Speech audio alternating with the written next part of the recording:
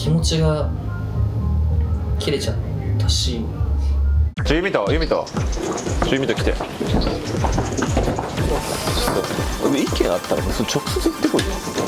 意見というか、必死にもがき続けたユミトはなぜローランドから逃げたのか。嫌な雰囲気出すんだ。俺遊びに行けねえよ。じゃあおとなしくしてね。もうお前ちょっと黙って果てしない売上競争のプレッシャー。それでもユミトはここザ・シックにかけてきた。シックの最近は、残ったメンバーにちょっとずつ仲間が増えてって、できればよかったなって。もうそれシックじゃなくないかって。生みの親ローランドがわからない。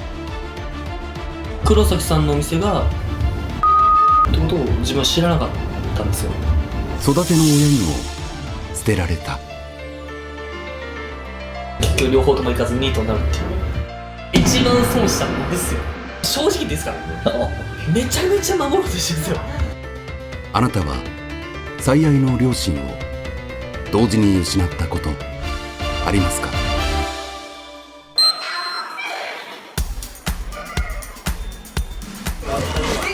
もうごめんなさいね。あと1分でパンピーなんで。ニートあと1分ニートだったね。1分でニート。ニートだった。一旦ニートなんで。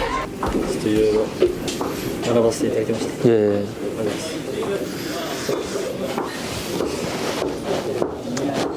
ごめんね急にやめて。5年間ローランドグループで活躍しザ・シック再建の核となるはずだったユミトが店を去った。黒崎さん。すみません会長、ありがとうございました。お世話になりました。ありがとうございました。絶対嫌いでしょ俺のこと。いや、それここで言わないでくださいよ。育ての親黒崎店長が去った2ヶ月前もまあ抜けるんだったらシックをもし立て直すことができてからの方が義理が通せるかなっていう。これはあの退店ドミノが起きたザ・シック12月の様子。キャストが減りガラガラになった状況でも俺ユミト残るってほんとちょっと普通に泣きそうになったもん。ビシバシ仕上げていくわ。ザ・シック再建を誓ったはずだったがたった2ヶ月足らずで何があったのか。あ、お疲れ様です。すいません、お疲れ様でした。ニートやっぱり来るの早いな。お疲れ様です。今の職業はニートっす。いります。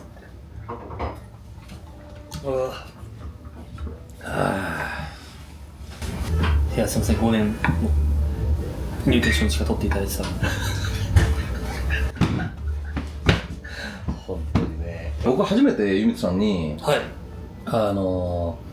どっかでこの飲み会を取りたいですみたいな話してたら、はいはいはい。ユミトさんがなんかこう実は辞めるかもしれませんみたいな、はいはいはい。俺に LINE くれたじああ、ゃん。はい実ははいはいはい。 1月中旬に実はシックのメンバーが残って、はい。本当はどうですか皆さんっていうことで、ちょっと本音聞く会を本当はちょっと取りたいなと思ってて、順番にやろうと思ったんですけど、ユミトさんが一発目に辞めるかもしれませんって言ってたから。あ、そうだったんですよ。なんか社長とかから、もあ、でもその時社長に言ってなかったか。いつから辞めようとしたの？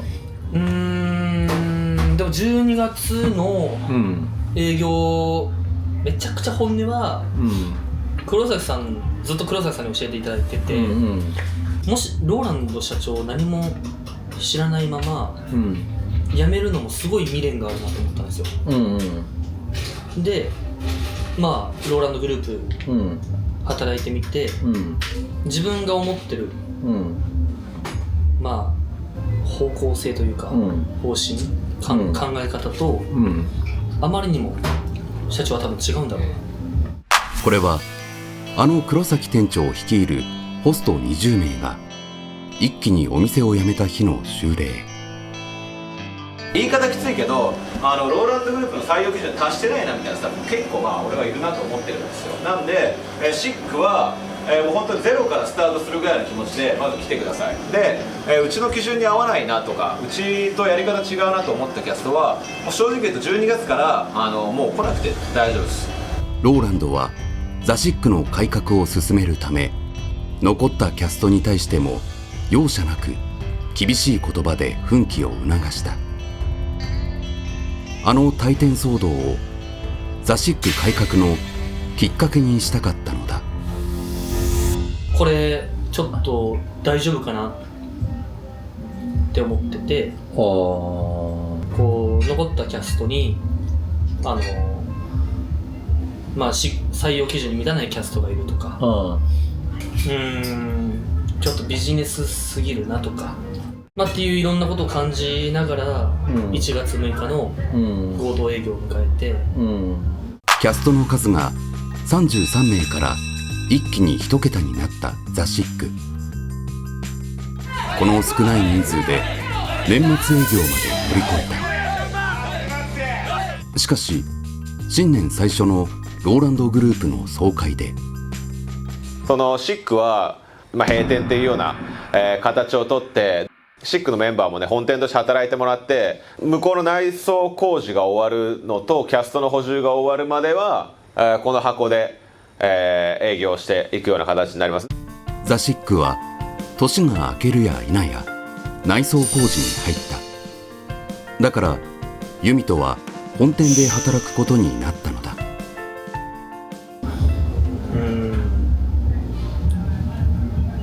気持ちが切れちゃったし、でもなるほどね。気持ちが切れたというものの、実はこのリニューアルに伴う閉店は事前にローランドとも合意したことだった。シッククラブとの話はそんな大丈夫ですし、もういいよ、出しちゃっていいよ。1月あれですか、どのみち改装工事しないといけないからさ。それ最近でこう集まった部分もあるんで、ただその内装工事はもう1月1日からやるってことですか。1月1日からでも結構大工事だから、どのみちこっち使えなくなっちゃうからさ。しかしいざ4年も働いてきた職場が本店に吸収されることはユミトには耐えられなかった。1月6日出勤したんですけど、うわーってなって、7日起きた時、もう起き上がれなかったですよ。布団のところに寝てて。1月6日の初営業の翌日に俺何してんだろうみたいな、そんな頭使えなかったですね。シックじゃねえのか。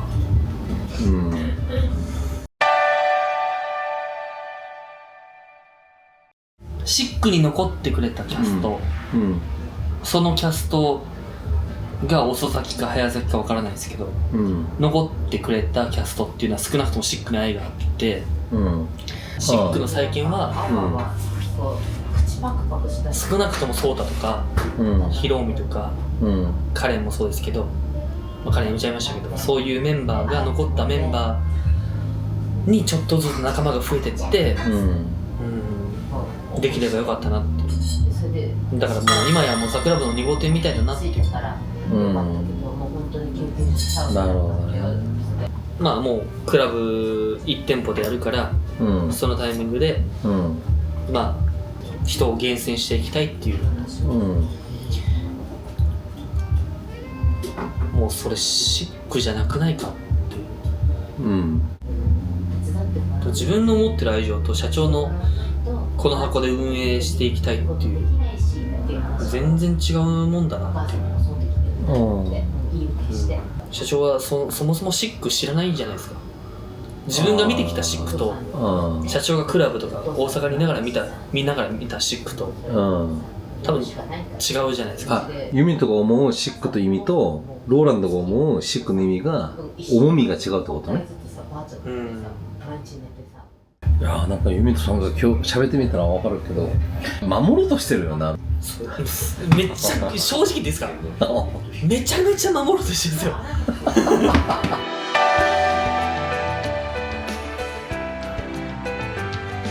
アイドルで失敗して、受験で失敗して、人生変えれるのがまあもう選択肢がない中でホストかなっていう。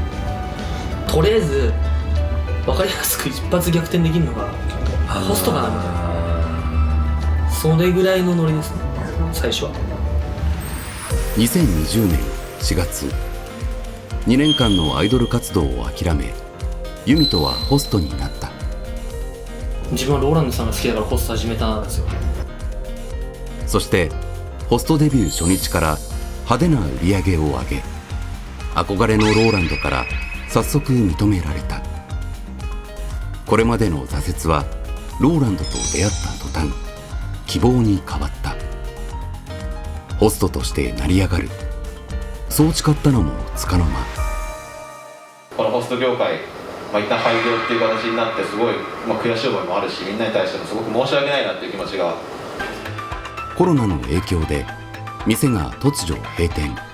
ローランドからは何も聞かされていなかった。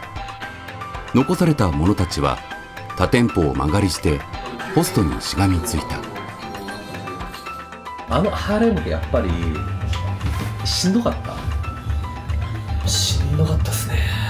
ドアウェイ言うてザクラブも1ヶ月ぐらいやったんで、そこまでのなんだかよく分からずハーレムに飛ばされたみたいなとこだったんで、新人時代だからこそいわゆる、ザクラブの、愛情は言ってしまえばちょっと薄いわけだ。なんだかよく分からずみんな行くから、ね、なんか次またローランドグループできるっぽいしついていくかぐらいだったです。ちょっとだけ理解ができました。要はホストとして生まれたんですよね。赤ちゃんが生まれて物事ついた時がハーレムってことだよね。そうですねなるほどね。それ物事ついた時に自分を要はおっぱいあげたお母さんが殺せるんだよねでお父さんは、いなくなったんだよね。そういうことだよね。勝手にいなくなったみたいな。お父さんは覚えてはいるけどな、でもお母さんだよなみたいな、自分にミルクをあげてるっていうのが黒崎さん。そうですね。その家がハーレム。そうです。そういう意味かな。でもいつかザシックという名前は聞いてなかったんですけど、いつかローランドグループとしてみんなにお店出そうなっていうのをやんわり聞いてて、ふわっと待ちに待ったそれがザシックだったっていう。なるほどね。そう、ハーレムはローランドの店じゃなかった。ローランド社長が戻ってこれる時のためにザ・クラブっていうお店だったんですけども、そのザっていうお名前をそのまま借りてザ・シックっていうお店をオープンする運びとなりました。2021年9月、ローランド不在の中、母黒崎店長とローランドチルドレンで一足先にザ・シックを立ち上げた。オープン初月、売り上げは1億を突破。母黒崎と父ローランドの帰りを待つと、ついにザ・クラブを今年の7月に再開することを報告いたします。やっと父親が帰ってくる。ザ・シックにいたローランドチルドレン全員が喜んだ。しかし頑張っていきましょう。感動してるよな。2年ぶりだぜ。2年ぶり。そろそろオーロラ出そうかなと思って。ホストに復帰したローランドはザ・クラブにほぼ常駐。ザ・シックへの出勤は少なかった。そんな中、黒崎さんをシック専任のシックの店長として、もう単体のスタッフということに、なります。ユミトたちが母と慕う黒崎店長の急な降格と退店劇。自分は黒崎派閥でよかったなっていうのがあります。今振り返れば派閥間の泥沼構想は必然。あろうことか火に油を注いだのはローランド本人だった。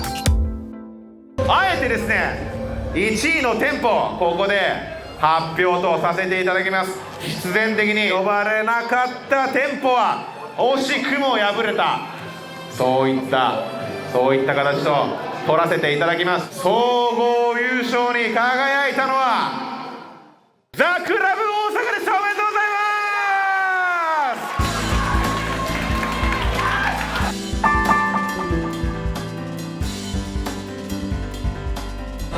す店舗発表で2位シックですって言ってなかったの気づいてたよ。気づきました。こうなっちゃうんですよ。だからやっぱ分かれてる。いやでもこれ本当ですよ。文句とかじゃなくて、だって実際に事実として言ってないからね。シックの店名を言ってくれなかった、あれはわざとだよって。